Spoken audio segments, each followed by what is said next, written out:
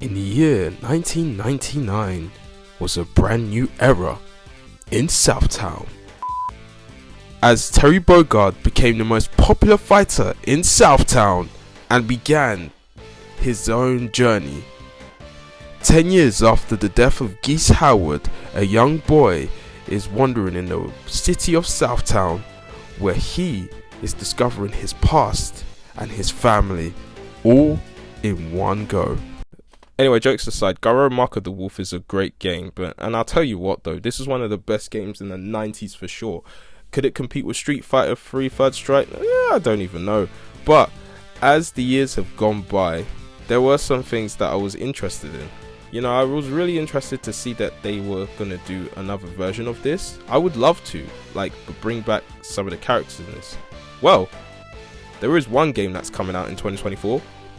レイジングストーン知らぬい究極奥義知らぬい流銀行ファイナルスターベイコンファイヤーほう昇降戦昇降戦ほっビーフォーヒグリスゼーレパワーキャイター Yes, people, Fatal Fury is coming out very, very soon this year, and let it be known that the look of the gameplay looks actually pretty darn cool. Some people may say it looks the same, but I don't think so.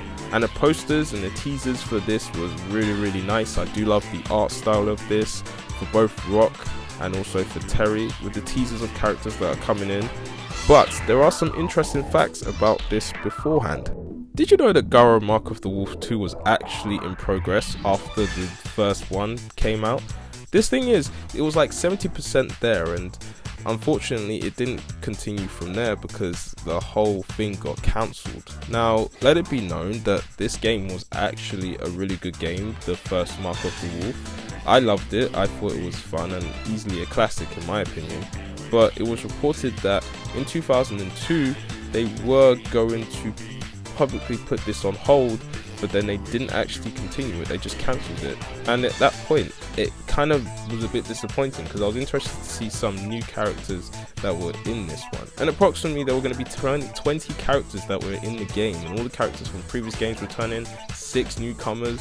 This is something that I was really interested in at that point, but unfortunately it's going to have to wait, and I don't think it's coming back at all. So at this point, I was interested to see how the behind the scenes were going through all of these lot, because some of these artworks right here are very insane to me, and I will tell you for a fact that has it always been like this before, because there are some cancelled games that you see before, like, you know, with Fighting Jam, that could have actually made some development in there. But I also thought, what would happen if this game specifically was coming out and they would have included some Art of Fighting characters that were never really in Fatal Fury before. So we go through the history of this, and I honestly thought that this was kind of something that I was really anticipating. And let it be known, like, there were some 3D games coming out, so I don't really see the point of Garo Mark of the Wolf 2 coming out with all the hype going on. I'm sure we gave it a pass with Street Fighter 3, which was 2D, and other video games in the past that were 2D, to the point where most 3D games were dominant in the 90s and in the 2000s as well. So I want to have a look back at some of the stages that could have been but was never really around before. So if you take a look at some of these character designs and also the gameplay elements in this one, you would know that this was very close to being one of the best, and they look like they're wanting to improve on the environments massively. And looking at it, I actually thought the progress wasn't all that bad. Obviously with the frame rates and the animation coming into play, this was actually, could have potentially been a good game to try out, especially looking at the environments and such.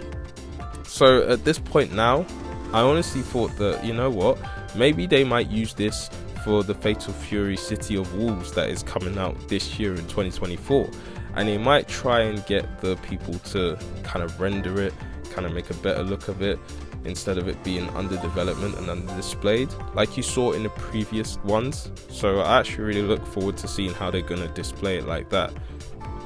But as we take a look at the character developments in this one and the characters that are going to be in the game, you see people like Jess Young, a young man who has a similar to a butler, and then Kunta, who basically has a Joe backstory that made it in the appearance of King of Fighters 12. Dan Hell was another young man wearing elegant suits, Ed Palmer looking like Billy Kane, and Bourne was just an afro dude wearing a yellow coat. So basically they were trying to go a bit more like in the black side of things, you know, trying to add another black character. And Geki Kibata was Gato's father. Now that was an interesting bit because I actually wanted to see how Gato would react if he saw his father like in real time.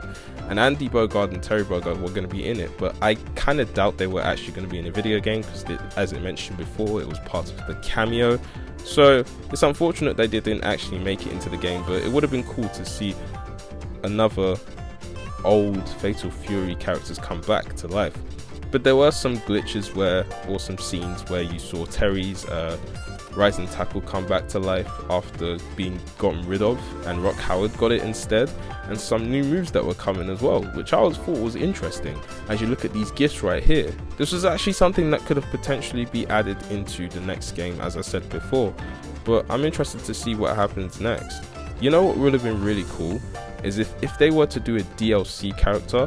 Who would I pick personally is definitely Duck King. Duck King is definitely one of them. I also think that Ryo Sakasaki, or let's say Mr. Karate 2, would be included in this one. That could have been a really cool DLC characters to be added to this game. But as we look through the behind the scenes of the sketches, the artwork style is kind of cool. I actually like how they developed this and tried to give it their best shot to make it an everlasting gameplay. So at this point, I think that when you see it more and more, I'd love to see more of the behind the scenes of Fatal Fury City of Wolves, because at this point you would see that they've really tried their best to make it a bit more different in terms of just more of the samey kind of character design that you see today. But at the same time, I also think that it's just something that was really fleshed out, really something that you get to see in like books such as the SNK art books. And as you can see, Joe Higashi basically looking all wrapped up like a mummy, but obviously was improved a bit more as the years go along.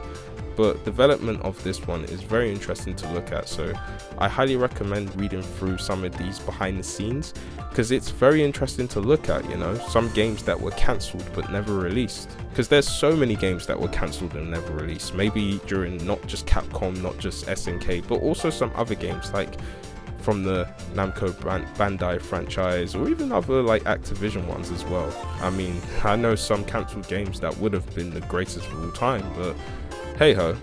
So at this point, I'm actually kind of like interested to see if any of them are going to be in the game, but I'll wait and see because there is no release date for sure. But I want to know what you guys feel about this game specifically. Let me know who your DLC characters will be in Fatal Fury City of Wolves. I'll be love to hear your ideas and some things to say about the comments. And yeah, that's all I got to say. Let me know in the comments what else I should cover up, and yeah, take care.